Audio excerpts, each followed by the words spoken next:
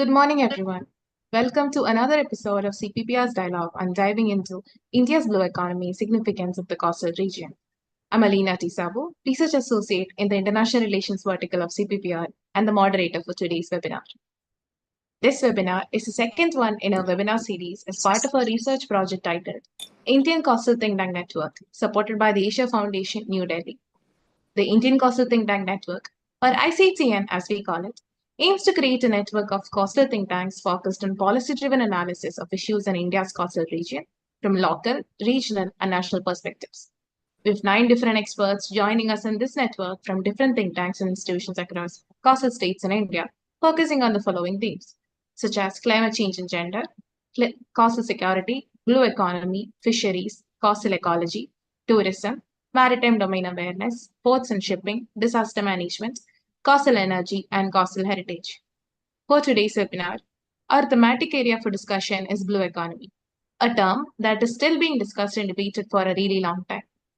We've chosen blue economy as an area to understand the influence of coastal perspectives have on blue economy. Often, blue economy is understood in a national or international framework, often ignoring the coastal one.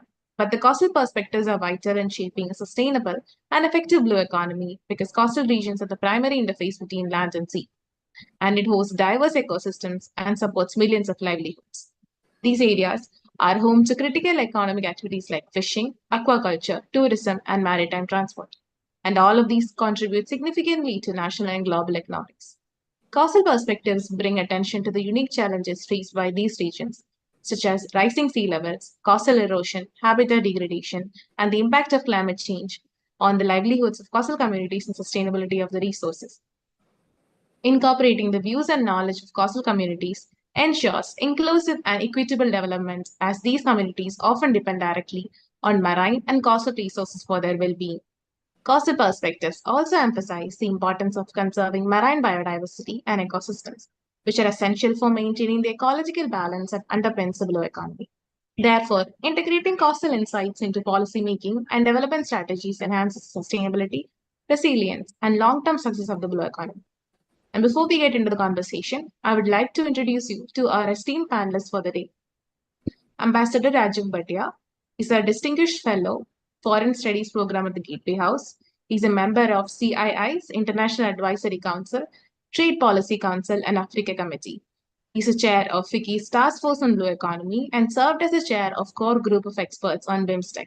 He's a founding member of the Kalinga International Foundation and member of the Governing Council of Asian Confluence.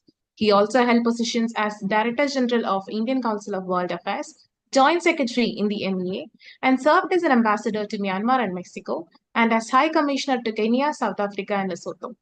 He has also published 3 books titled Global Affairs Perspectives on Sapru House, India-Myanmar Relations Changing Contours, and India-Africa Relations Changing Horizons. I welcome you, sir, to this webinar. Thank you.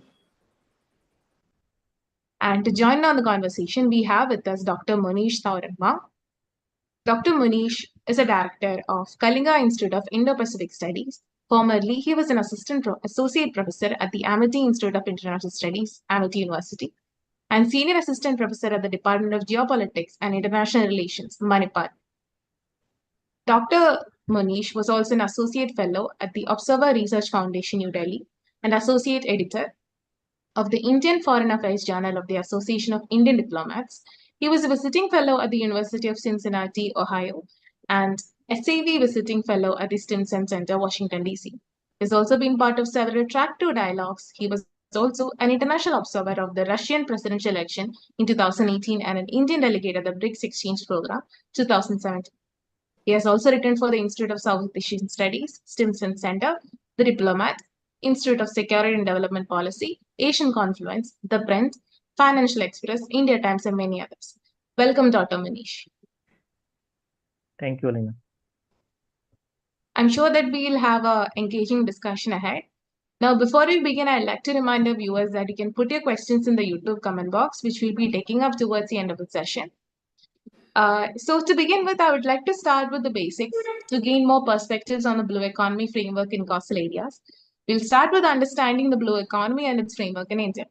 So the first question is to Ambassador, sir. How do you define the term blue economy? because there is a lot of ambiguity on its meaning and what it encompasses. Thank you, Alina.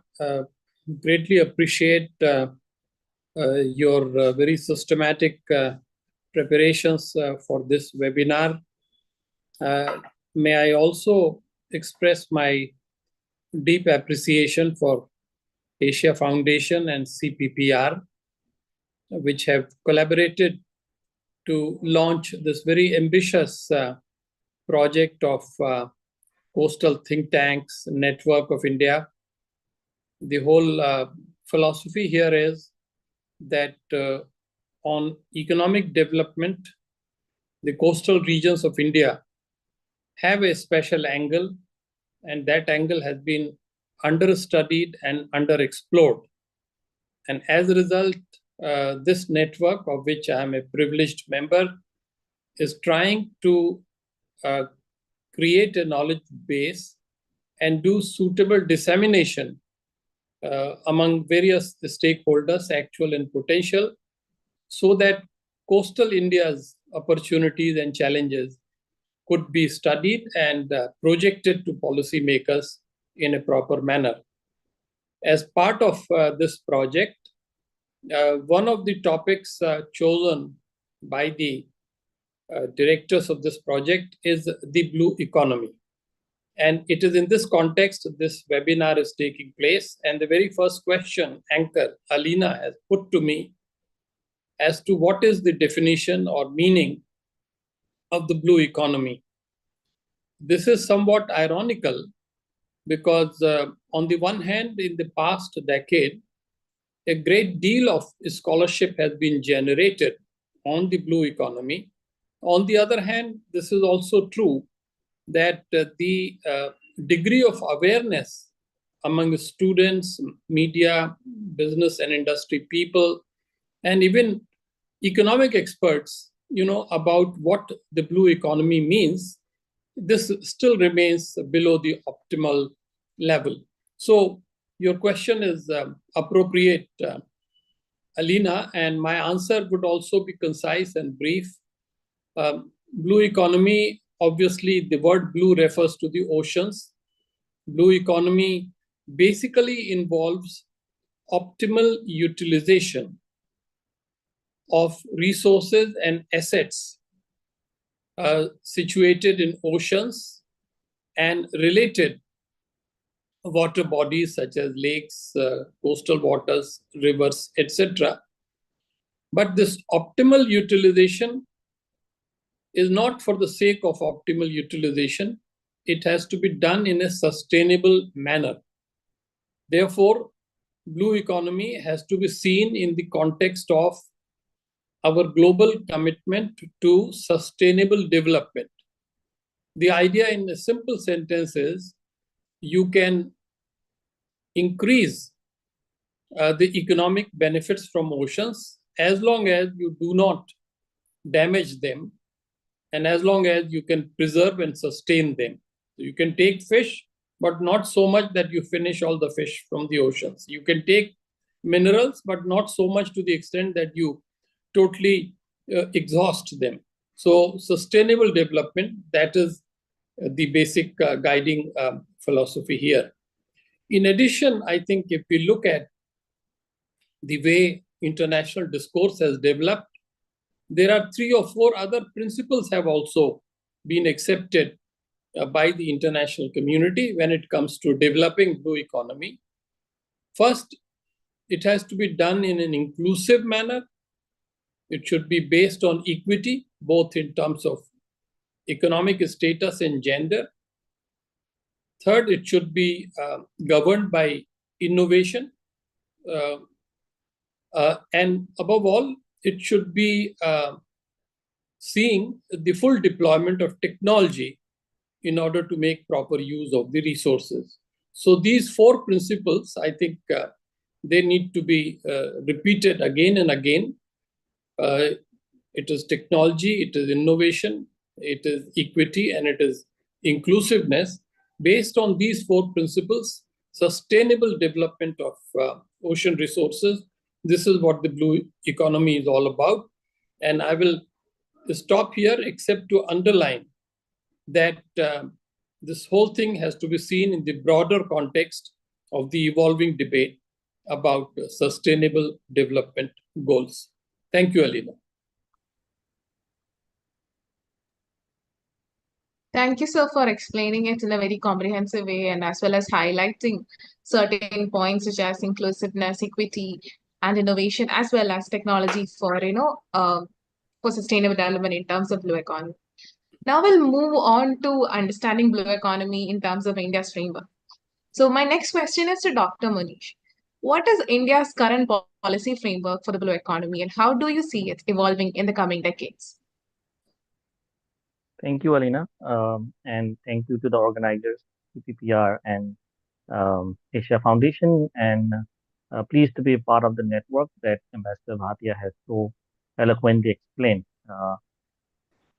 In terms of answering this question, I think I'll basically, underlining what Ambassador Bhatia has pointed out in terms of the principles that India as a maritime nation aims to follow, and in terms of the commitments that we have towards the SDGs and particularly SDG 14.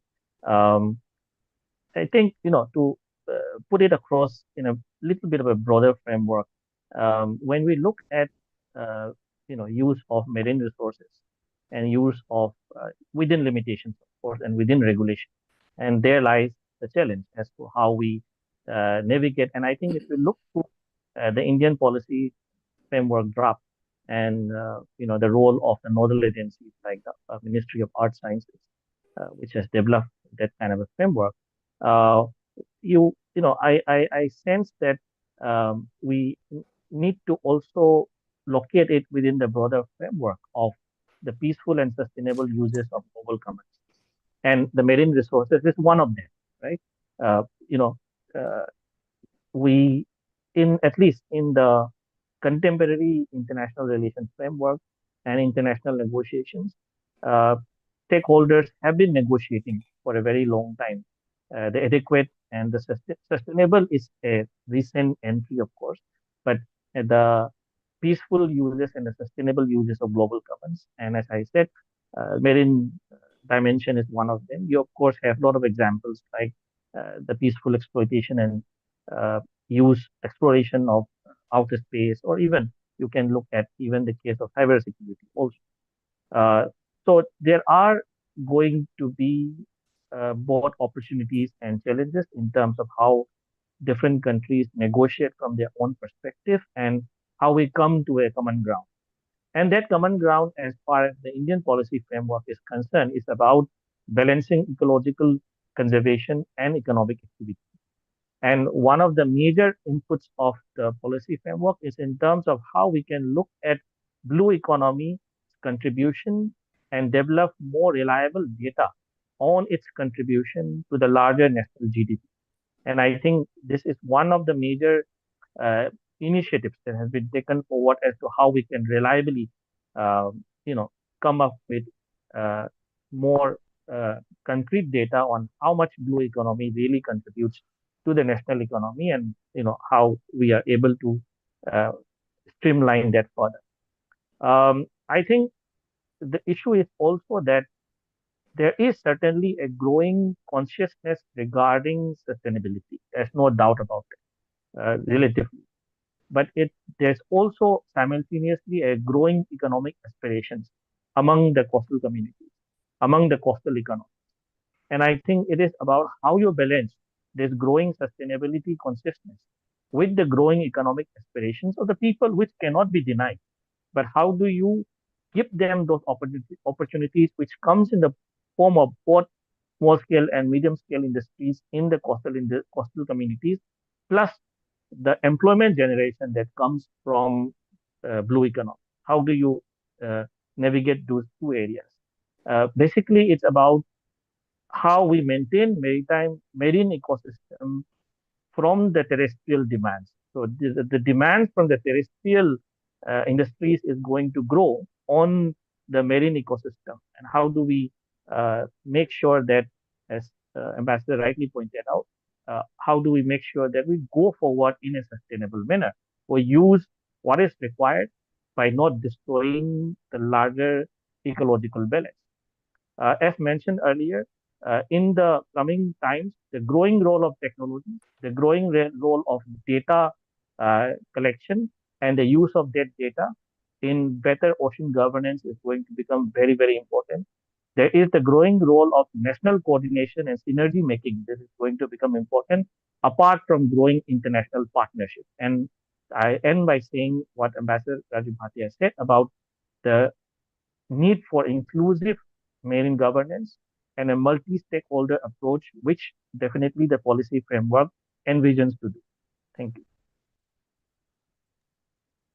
Thank you, Dr. Manish, for highlighting how India needs to step up in terms of leveraging between the coastal aspirations of the people as well as in terms of sustainable development of the area as well. So now we'll move on to a bit of diplomacy as well as regional politics in the region. So my next question is to Ambassador Bhatia.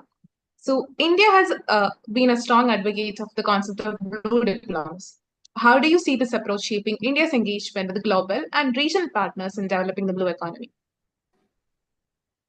Thank you, Alina. I think we can certainly subscribe to the view that India has become a strong and vocal advocate of blue economy. And this has been evident in terms of several actions by the government. First, India is an active participant in the international discourse that has been going on for the past decade and more, shaping the thinking process on this subject. Secondly, the government has also instituted some studies, some serious reflection and thinking within the country in order to make progress possible in this field. And thirdly, of course, at the level of the nation and at the level of states and at the level of coastal entities, many actions have also been initiated and continued. This is all part of the larger maritime vision, the vision reflected in SAGAR, SAGAR, Security and Growth for All. It is also reflected in the Sagar Mala project. In a way, it is there in the Indo-Pacific Oceans Initiative, IPOI. So if we take the totality of all the actions taken by the government, we can say that the advocacy has been quite purposeful.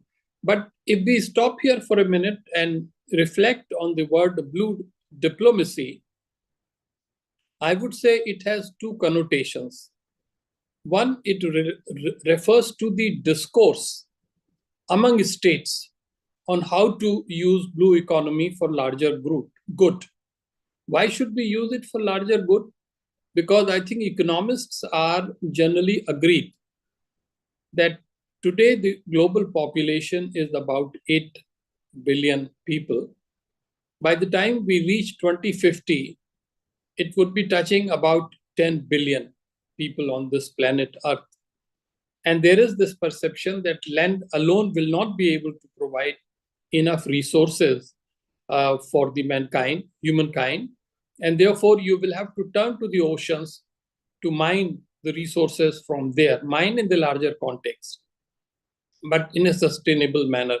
So keeping that in mind, what is happening is that while the genesis of the interest in blue economy can be traced back to the time 1992, when interest in environment and sustainable development began, but it really picked up momentum only in the last decade, in 2012, when the growth or momentum towards SDGs, Sustainable Development Goals, was created. And as Dr. Monish said, SDG 14 focused specifically on the question of using and conserving the resources in the sea.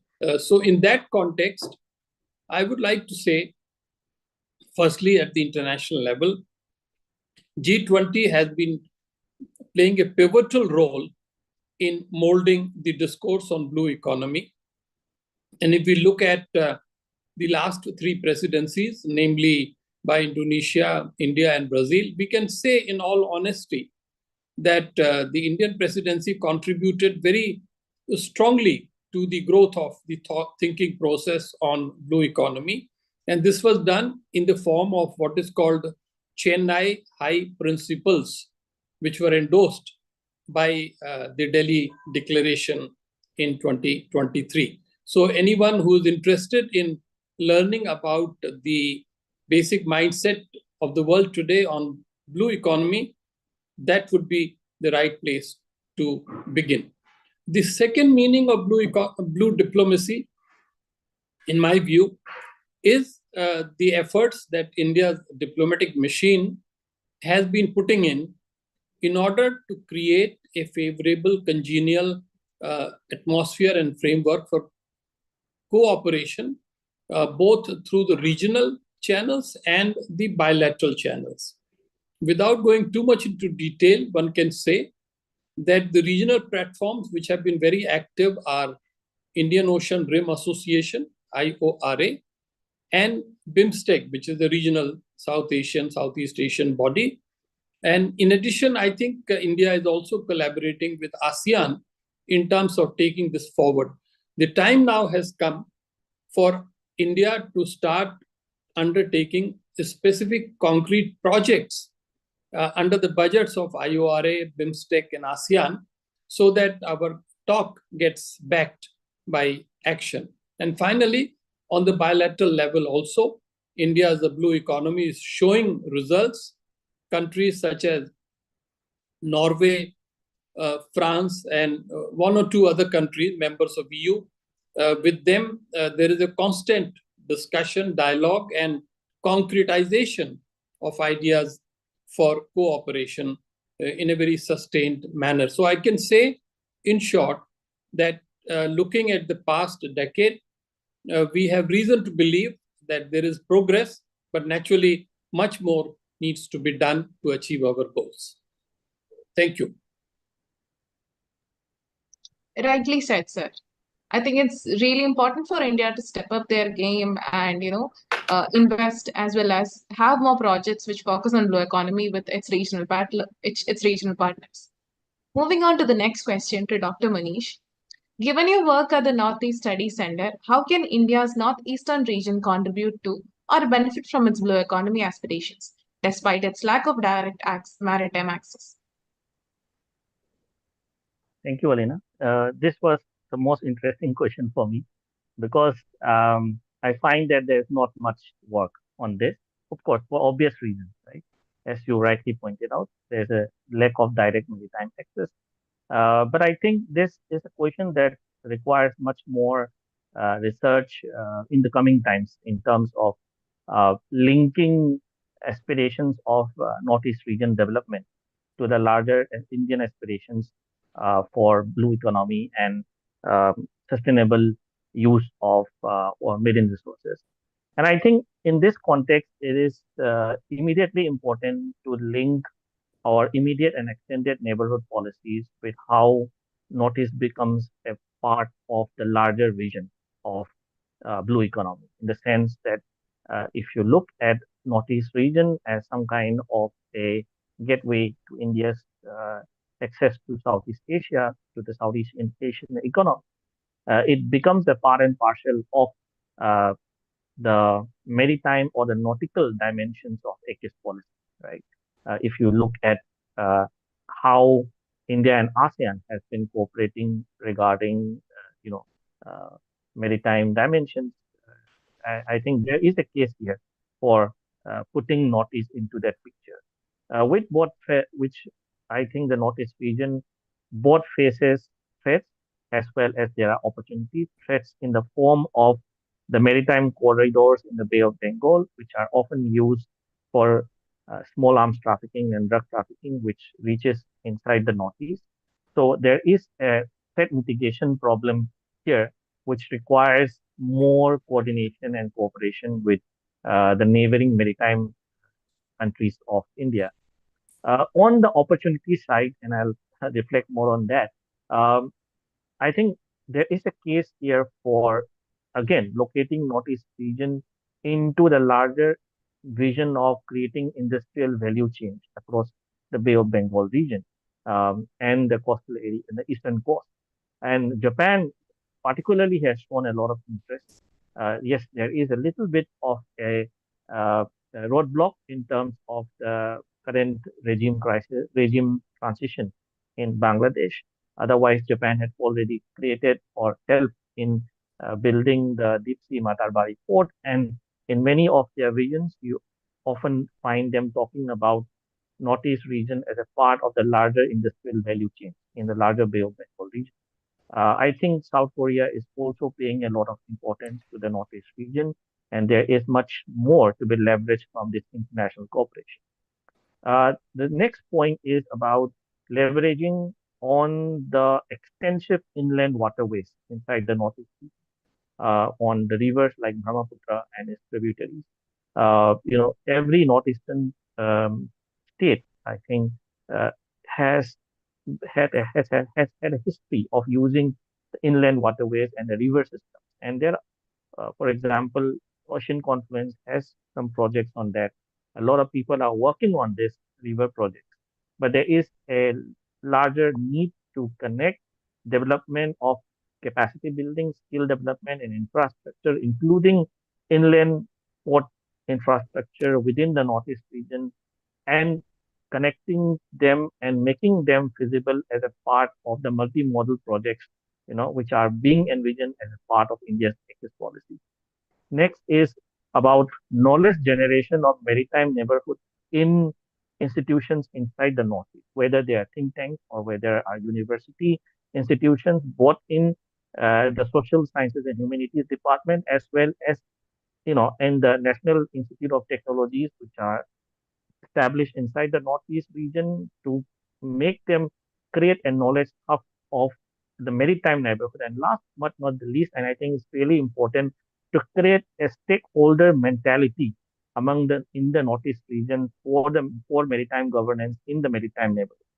And that's the way to expand the mindset from a landlocked mountainous region and to create this stakeholder mentality that Northeast region development may be intimately connected with the development of blue economy and the development of marine resources governance in India's maritime neighborhood. I'll end there. Thank you. Thank you, sir, for giving a comprehensive idea of how the northeastern region of India can all contribute to in the blue economy aspirations. Now, moving on to the next question to Ambassador. The blue economy framework is often discussed in the larger context, essentially national or international perspective, and often the coastal perspective is overlooked. What are your thoughts on this background, and how important do you think the coastal perspectives are in the blue economy framework? Thank you, Alina. This is a very important question you have raised, and this is really relating to the heart of the matter on which Indian Coastal Think Tanks Network is now working. In my own case, I'm a great advocate and supporter of the Northeast. And so what Dr. Monish has said is something I agree with.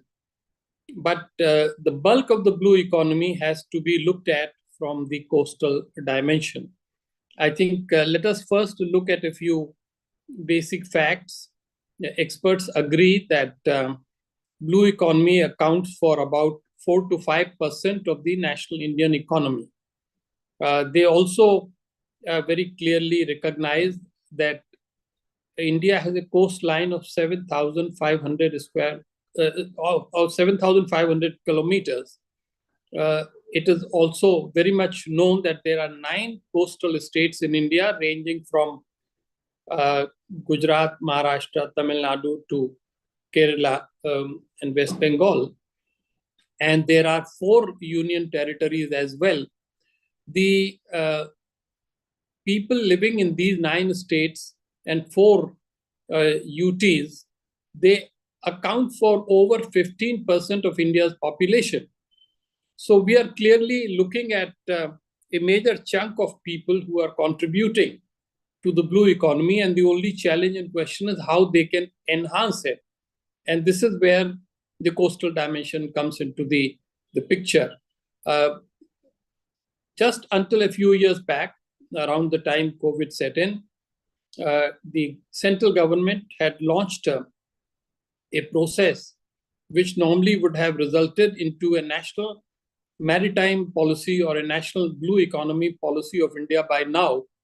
But despite all the hard work and despite all the preparatory work done by Niti Aayog, the government's think tank, somewhere the process is stopped and the formal announcement and the finalization of the policy is yet to take place. So in that context, my first suggestion would be that the responsibility on these 9 states is pretty heavy. We know that they have been doing a lot of work on their own, but some are doing more, others are doing less. And certainly they are not doing enough to spread the awareness and dissemination of information. And obviously, this is not a task which the governments can do alone. Therefore, the responsibility rests on some of the knowledge institutions in coastal India, whether it is a university or a think tank or a specialized institution or an IIT. I think in each state, one institution needs to take the initiative to study the potential of blue economy in the state concerned, map out the challenges and develop a path on how to go about it. And I think if a few states and UTs could do this, then this will act as a strong motivation for the central government to proceed further in developing the national blue economy policy. Now, when I suggest this, I do not at all mean to imply that no work is taking place. In fact, our study shows that there are a number of important initiatives, which I had hinted right at the beginning, are already in operation. There is the National Center for Sustainable Coastal Management in Chennai, which is doing some good work. There is separately, secondly, the National Coastal Mission Scheme, which was started in 2014, which has had some good achievements to its credit.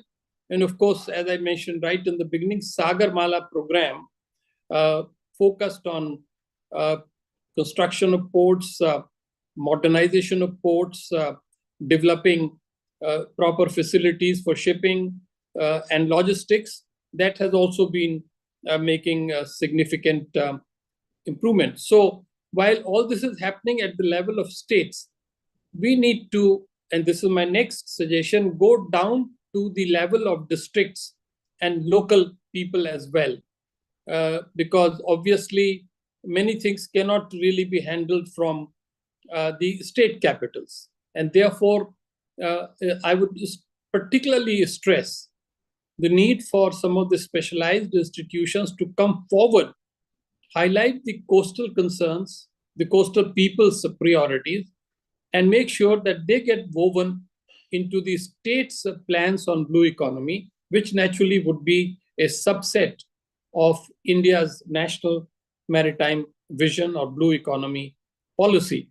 The most important thing in all this to keep in mind, once again, as my co-panelist has already pointed out, the welfare of the people, the welfare of the weaker sections of the people, the welfare of women, which came out very clearly in one of your earlier webinars on this subject.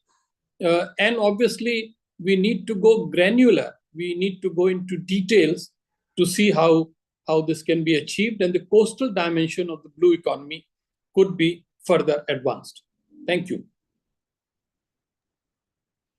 Thank you, sir, for highlighting the importance of integrating the lesser voices or the people whose voices are less heard, such as women, as well as the people who belong to disadvantaged communities. Now, moving on to the next question to Dr. Monish. How do coastal communities fit into India's broader foreign policy strategy regarding maritime governance? What policy frameworks would you recommend to ensure inclusive governance that incorporates coastal community voices in blue economy initiatives? Thank you, Alina. I hope I'm audible. Yes. Okay, thank you, sir. So I think, it is, I'll start by saying that although, I was born in the Northeast and spent a lot of my time for education in landlocked Delhi.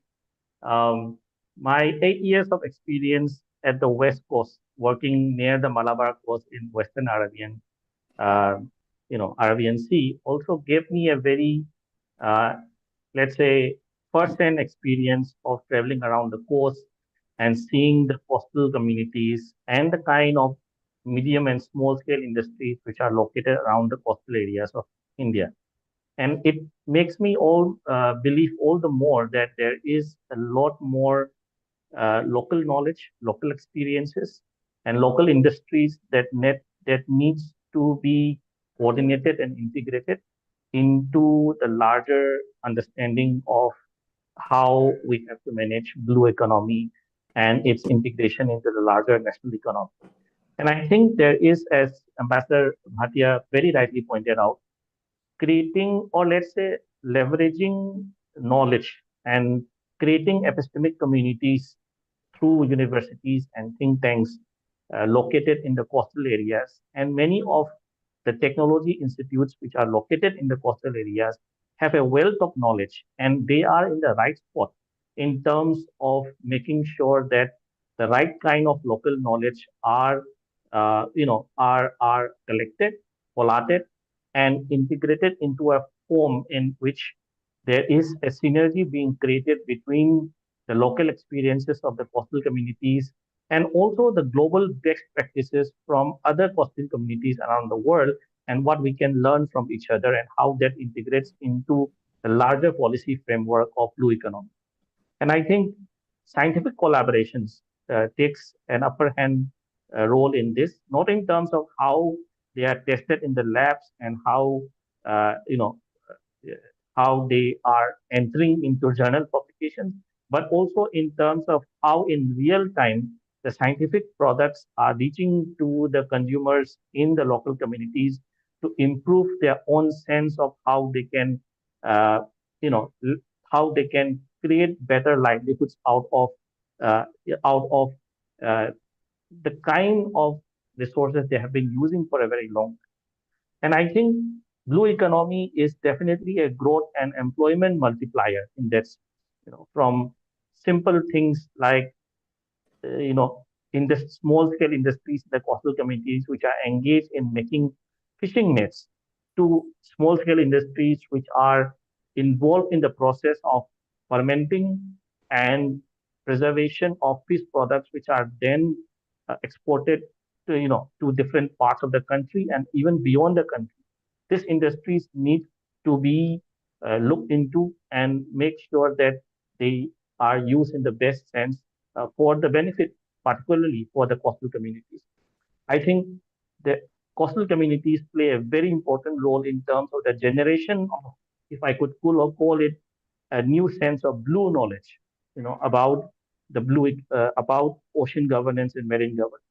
And I think in terms of this, if correct me, Ambassador, if I'm wrong, but I think there's a lot of ground to be covered in terms of connecting local stakeholders of the local communities in the coastal areas to have more stake and voices in our Trek 1.5 and Trek 2 dialogues, which may include even the small representatives of the small and medium scale coastal industries which are located around the coastal areas of India. This is my submission. As I said, if I'm wrong, please correct me in your submission. Thank you.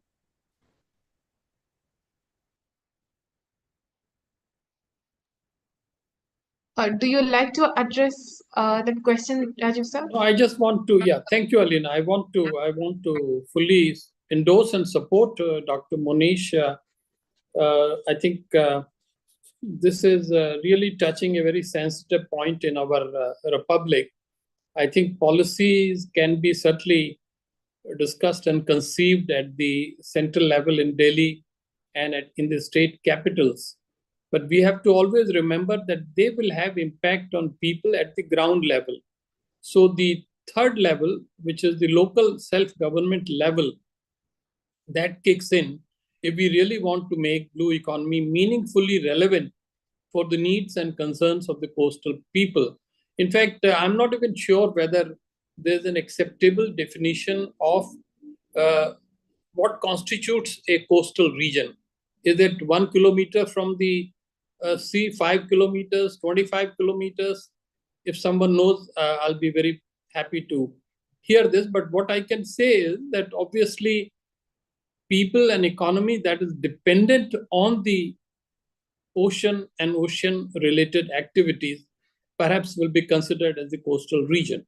And therefore, what we try to do by way of harnessing the resources of the oceans will have direct impact on the people living in the coastal area. They may not impact so much people in Chennai or Delhi, but those living close to the oceans, who see ocean every day, who are dependent on the oceans, would be very much the relevant stakeholder. So I agree with Dr. Monish. Thank you, sir. Now we have a question from the YouTube comment box.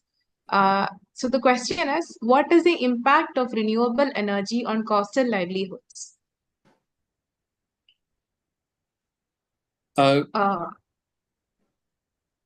You can go, sir. Yes, very briefly, I think the question is very much relevant, and it brings us into now specific sectors of blue economy. Let me first make one introductory point, which is that, it is wrong to think that only fisheries and aquaculture, or at best coastal tourism, are the sectors which are relevant to coastal India. There are all the 7 or 8 major sectors or segments or departments of blue economy that we discuss in a study are relevant here. And therefore, very appropriately, the questioner is asking about the renewable energy. And here we have to go further down at the granular level and talk about, are we discussing geothermal energy? Are we discussing wind energy? Are we discussing solar energy? Are we discussing some other kind of renewable energy? There are many options available when you are living in the ocean, in the coastal region.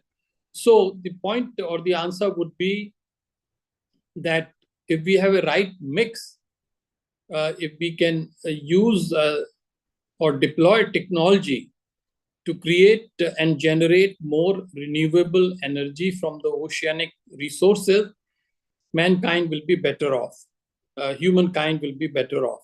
There is immense possibilities there.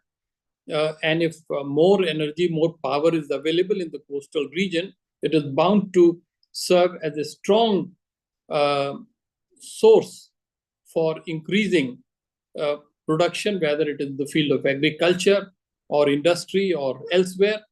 So certainly how to use oceanic resources to enhance the output of renewable energy, that will remain a big challenge and goal for our blue economy policy.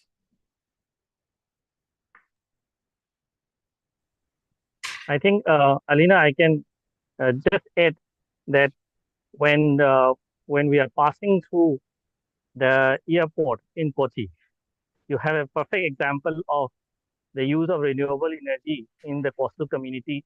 And if I'm not wrong, the Kochi airport is perhaps the only one to use solar energy in such a massive scale. So there itself, you have a great example of renewable energy use in the coastal community.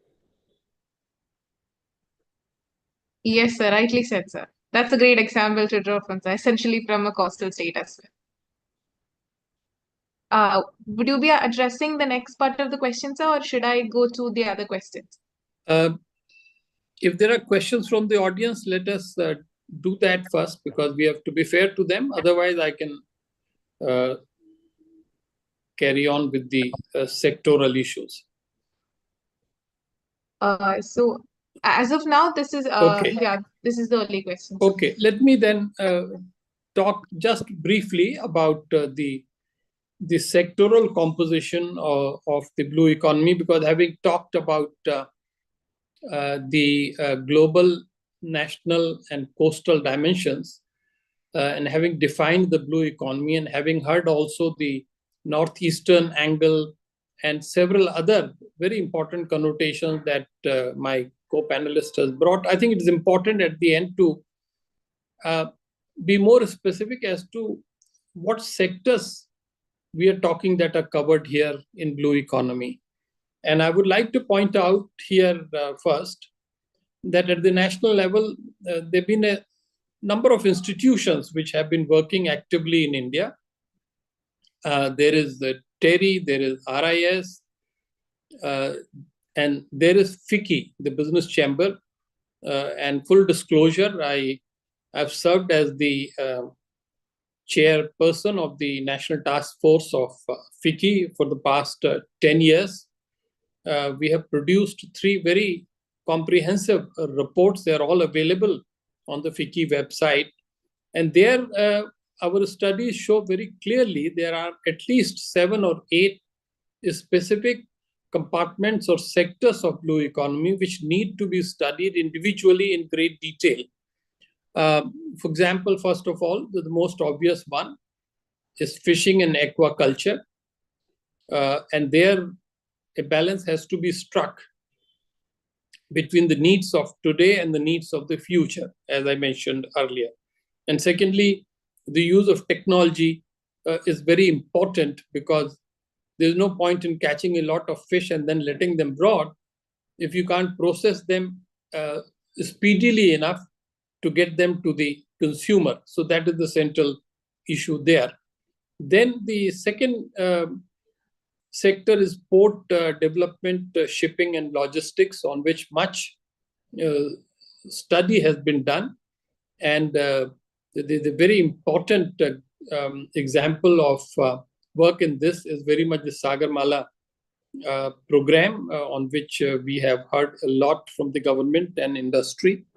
Thirdly, energy in various forms of renewable energy, and ocean has become and has been recognized as a major source of renewable energy that has to be looked at.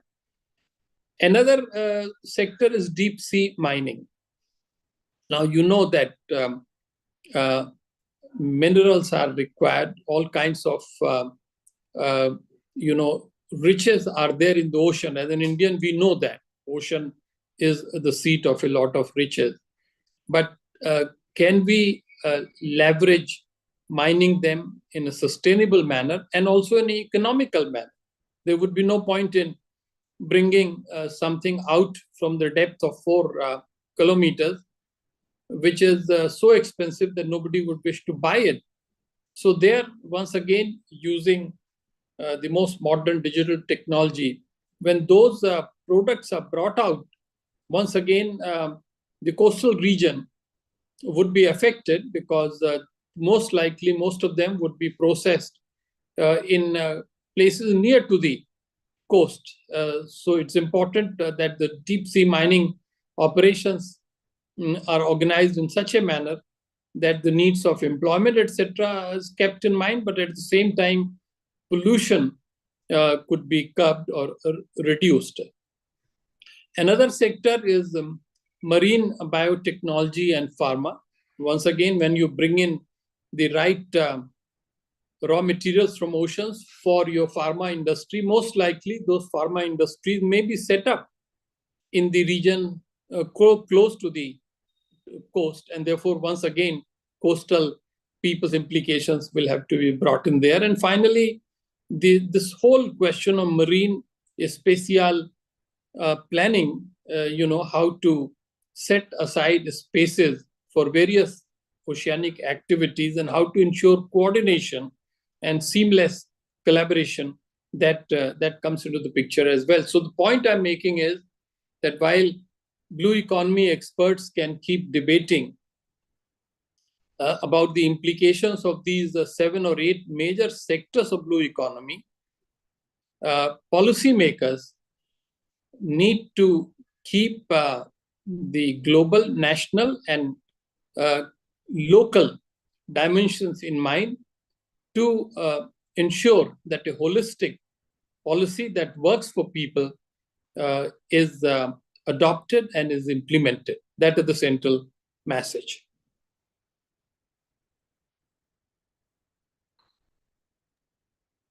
Thank you, sir. Dr. Monish, would you like to conclude?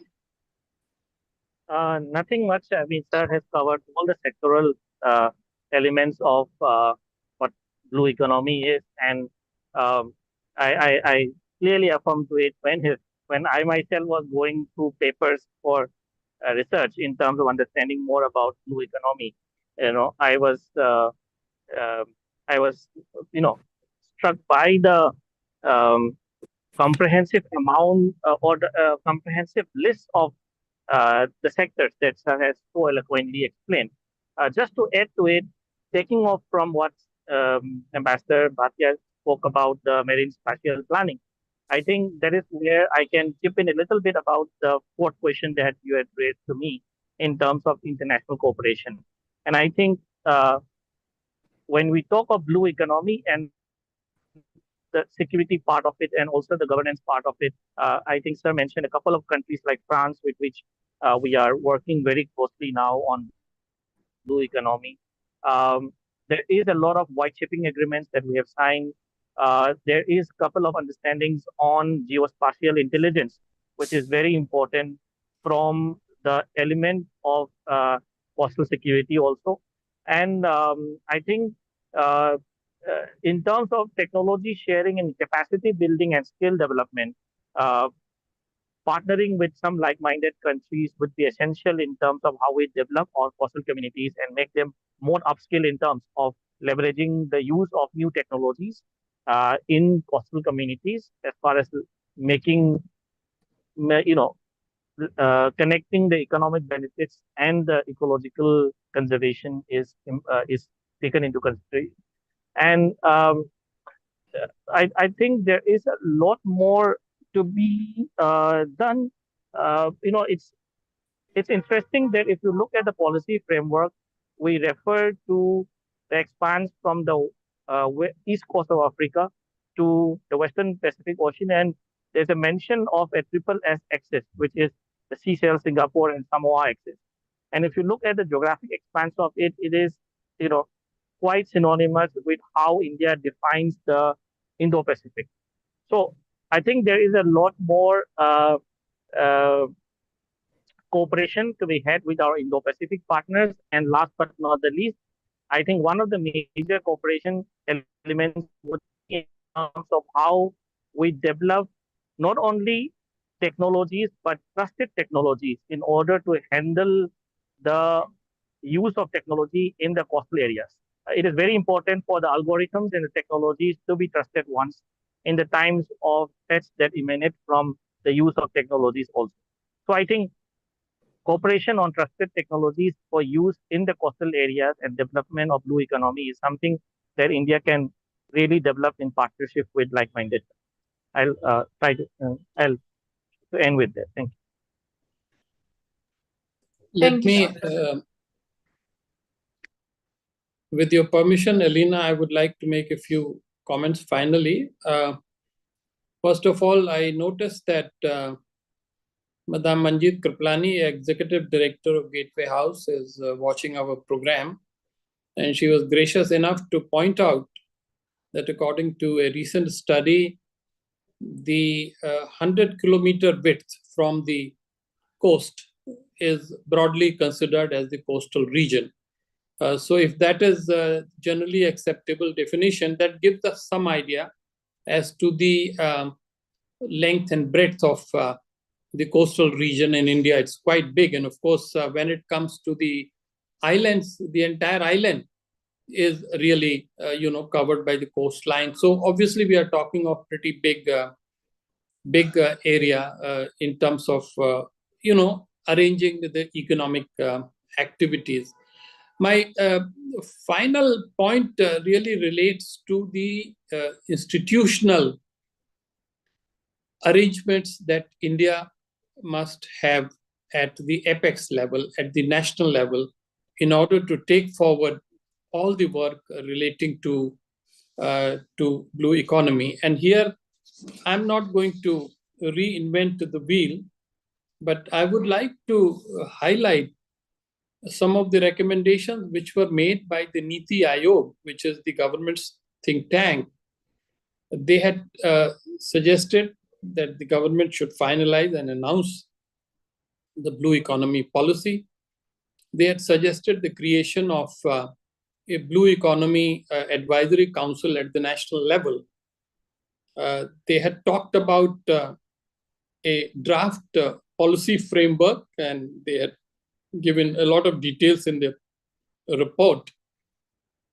Niti Aayog also advised that no policy would succeed unless adequate financial resources are made available. So they talked about blue economy national fund that needs to be created to help using technology and creating various innovative measures for increasing the dividends from the blue economy.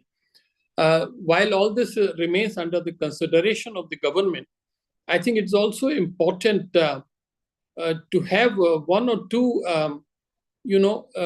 clearly marked, designated points in the government where all issues relating to blue economy could be handled, because otherwise there are about a dozen ministries which deal with different aspects, which of course has to be how it is. But the feeling is that in the academic circle, that if there could be a central point in either the Niti Aayog or in the Ministry of Earth Sciences, which for all practical purposes was supposed to be working as the coordinating point, and particularly for blue diplomacy, if there could be a central point, either a blue economy unit or a designated officer in the Ministry of External Affairs, then we, the people from the track 2 space and community, would find it much easier to project our ideas and our studies and our conclusions to those designated points. So the central issue remains that there is a need for states to do more. There is definitely a pressing need to involve us, the local self-government levels. There is a need for the government to consider taking actions as per the recommendations of Niti Aayog. And certainly, above all, it is a challenge for the coastal think tanks of India to step up the deliberations, the research, the study, and formulation of some acceptable recommendations, so that India is ready to harness blue economy in a sustainable manner, in a much more effective manner than we have been able to do so far. Thank you very much, Alina. Thank you, sir. So we actually got a couple of questions from the YouTube chat. So I'll read. It's there in the chat. It's 3 questions. If you could, are you able to find it? If not, I can read it out to you. Yeah, could you please read? We'll try to be very brief because time probably is running out. Yes, sir. So the first question is, the benefits of sustainable fishing might not be immediately observable in the short term compared to big scale fisheries in terms of economy. What can we implement in this process of adaptation? Another question. Yeah, I would not pretend to be an expert enough to answer this question. I think various fisheries institutes have been doing a lot of work in this field. I think it is a doable thing in the transitional period. If Dr. Monish has something, he might like to say something. I'll retain the same position. This is a more granular question on fishing activities in the coastal areas and their short-term and long-term benefits. So I will refrain from answering on this granular question. Thank you. Okay. Another question is, can you also throw some light on blue diplomacy for global South in maritime cooperation and security? Yes, I think that is handleable. The questioner is right by bringing in the aspect of maritime security. I think while Dr. Monish made some reference to it, I did not particularly highlight, because very often the discourse on blue economy gets hijacked by the specialists on maritime security. And then we keep talking only about maritime security. But it is my conviction that the two realms are interrelated. If there is no maritime security, blue economy cannot be developed. And therefore, clearly, we need adequate security for the development of economy. Therefore, in a way, I think in our case, one important citadel of expertise on blue economy is the Navy. Whereas most of us talk about the blue economy sitting on the land, the Navy personnel are the guys who are all the time working and living on the oceans. So it would be wonderful to involve and engage with them as well, get their perspective.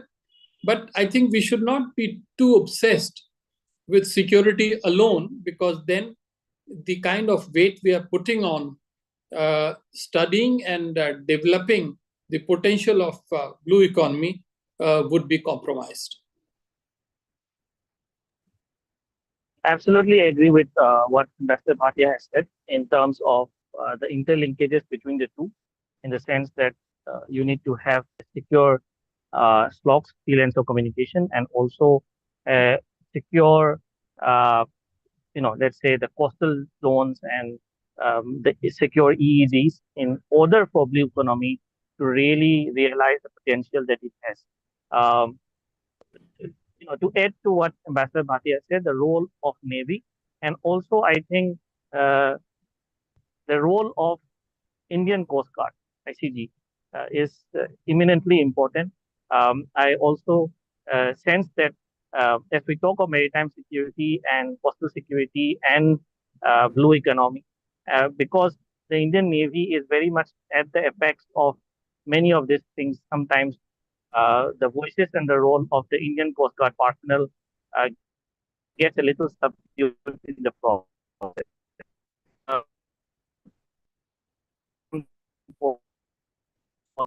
In trying to understand the kind of long-term, mid-term, and the short-term experiences that they have in India's coastal security and the coastal areas. Thank you. One quick last word in one sentence. I think we have to once again thank CPPR for this series of webinars, and we are very happy that CPPR is involved in hosting Kochi Dialogue, which is going to be a major event every year, and maybe in next year they could consider putting limelight on the blue economy as well. Thank you. Thank you so much, sir. So now as we're wrapping up the session, I would like to highlight a couple of takeaways from the webinar. So I'll start with Ambassador Rajiv, sir. So I liked how you began with explaining about what blue economy is, essentially giving us a comprehensive idea of its meaning and also highlighting terms like optimal utilization in sustainable manner. I think terms like this are not something which is essentially put out a lot, and people don't generally have an idea what this essentially means. And I like that you had highlighted it in a way it's much easily understood to everybody who's listening. Now, you've also highlighted some important principles such as inclusiveness, equity, innovation, and technology. Another important takeaway was about the need for active participation for India in the global discourse, and which is something India is already doing, but this must also be taken a step further for India by engaging itself in projects in the global south as well as in the regional partners as well. And another important point was regarding the coastal states in India and the policy by Niti Aayog, which had not come into existence, but it's of need that this policy must come in and it must be pushed forward, as Niti Aayog had rightly said about the need for fund, as well as in terms of a need for a sector or a blue economy framework, And another important point put forward was the need for a designated minister or a unit for blue diplomacy so that all the issues of the people in the coastal areas can be effectively addressed. Now, moving on to Dr. Manish, another important idea that was highlighted was with respect to the word peaceful. I think this is something which is not really talked about much, but the peaceful exploration of the outer space, as well as the peaceful use of sustainable resources, is also something that must be highlighted in terms of many aspects, essentially for the people living in the coastal areas. Another important point that was highlighted was the trade-off for the people's aspiration in the coastal region, as well as the sustainable development in the region. There is a need to come to a middle ground so that we can use the resource sustainably, but also at the same time, the people can also, live better in terms of their quality of life. Now, another important point that was highlighted was the linking of the northeastern region with the larger Indian framework. For this, Dr. Manish had explained with ASEAN as well as various other powers such as Japan as well as South Korea being interested in associating with the northeastern region in the Bay of Bengal region. Sorry. Now, moving on, Dr. Manish also highlighted the importance of local knowledge, which must be shared as well as which must be brought into dialogue. For example, he spoke about how important it is that we have somebody from the coastal community who represents the coastal community, part of the 1.5 dialogues, which is of a need right now if we are very much serious about blue economy being an important part of India's framework. With this, we have come to the conclusion of the webinar. And before we wrap up, I would like to thank our panelists for taking out their valuable time and sharing their expert viewpoints with us. CPPR extends our gratitude to Asia Foundation for supporting us in this project in building a network for coastal think tank actors in India. I also like to thank the CPPR team for organizing the webinar. And last but not the least, I thank the audience for participating in our discussions for the day. Those were a really good set of questions, and those really brought out certain points which could not be discussed because of the shortage of time. But I thank you for all the questions that you've asked. So keep following us on our social media for more updates on our ICTN project. With this, I conclude our webinar, and thank you, and wishing each of you a great day ahead. Thank you. Thank you very much. Thank you, Alina. Thank you, sir. Thank you.